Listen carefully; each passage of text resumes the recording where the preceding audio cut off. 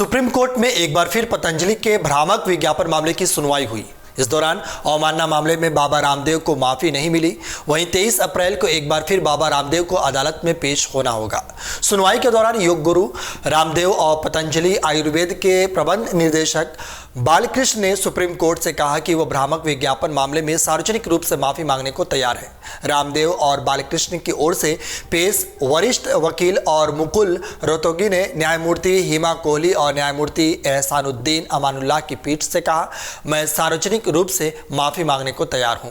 सुनवाई के दौरान जस्टिस हेमा कोहली और जस्टिस ए अमानुल्लाह की बेंच ने पतंजलि के संस्थापकों को आगे बुलाया और कहा कि उन्होंने योग में महत्वपूर्ण योगदान दिया है। पीठ ने आगे कहा कि आपने योग के लिए जो काम किया है हम उसका सम्मान करते हैं। इस पर दोनों ने कहा कि वे सार्वजनिक रूप से माफी मांगने को तैयार हैं। रामदेव ने कहा कि सुप्रीम कोर्ट की प्रतिष्ठा गिराना उनका कभी इरादा नहीं था और वे इन तमाम मुद्दों को लेकर के माफी मांगने को तैयार हैं।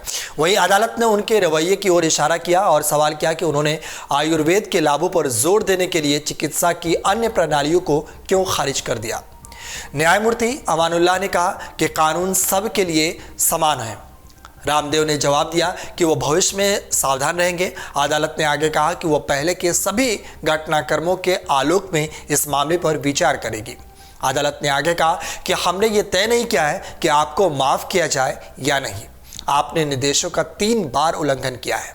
पहले के आदेश हमारे विचाराधीन है। आप इतने मासूम नहीं हैं कि आपको पता नहीं चल सके कि अदालत में क्या हो रहा है। इस तरीके से बाबा रामदेव को अदालत में सवाल पूछे गए थे। अगली सुनवाई 23 अप्रैल को होनी है। रामदेव और बालकृष्ण को फिर से अदालत में पेश होना है और अपने इरादे प्रदर्शित करने के लिए कदम उठाने को अदालत ने कहा है। बताते हैं कि अदालत ने पहले रामदेव और बालकृष्ण की माफी के 2 सेटों को कहते हुए खारिज कर दिया था कि पत्र पहले मीडिया को भेजे गए थे। न्यायमूर्ति हेमा कोहली ने पिछले सप्ताह कहा, जब तक मामला अदालत में नहीं पहुंचता अवमाननाकर्ताओं ने हमें हल्फनामा भेजना उचित नहीं समझा। वे स्पष्ट रूप से प्रचार में विश्वास करते हैं। वहीं जस्टिस अमानुल्लाह ने कहा कि आपको एलोपैथी को बुरा कहने की जरूरत नहीं थी। आप अच्छा काम कर रहे हैं, उसे करिए, दूसरों पर क्यों कुछ कहना।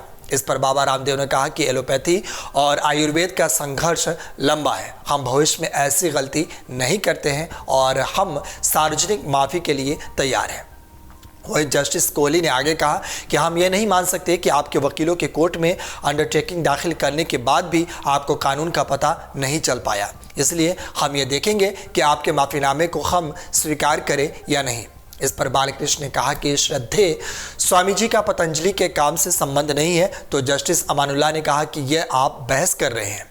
माफ़ी मांगने के बाद बहस स्वीकार नहीं है। वहीं बाबा रामदेव ने कहा कि मैं यही कहना चाहूँगा कि हम अपनी गलती के लिए क्षमा चाहते हैं और हम क्षमा सार्वजनिक तौर से भी मानने को तैयार हैं। इस तरीके से अदालत ने बाबा रामदेव से कई सवाल पूछे और बाबा रामदेव ने ये कहा कि हमें कानून की जानकारी नहीं थी और हम इसको लेकर के सार्वजनिक तौर पर माफ़ी मांगने को तैयार हैं। अगर आप ये वीडियो YouTube पर देख रहे हैं तो हमारे चैनल को सब्सक्राइब करें और बेल आइकन को दबाना ना भूलें। अगर आप Facebook पर ये वीडियो देख रहे हैं तो हमारे पेज को लाइक करें।